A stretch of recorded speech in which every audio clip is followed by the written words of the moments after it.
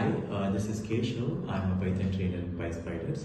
One of our students, she got placed recently, and she will share some experience with you. Hello, I'm VIJETHA and I'm from Bangalore. I've completed my BE in Computer Science Engineering from Government Engineering College, Kakarwar. And I joined PySpiders in the month of June 2024. I joined a course of a full stack development in Python.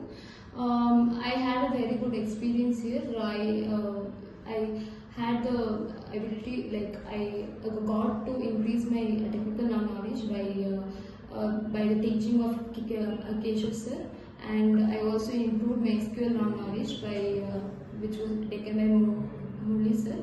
Along with it, I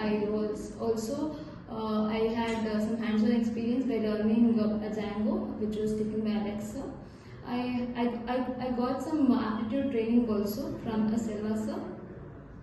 So how mocks and presentation helped you? Mocks and presentation, I had a lot of stage fear. So mocks and presentations, which was a daily on a daily basis, helped us in overcoming the stage fear and presenting our technical knowledge to the interviewers in the best fronted way. So this is Okay, I congratulate and all the best.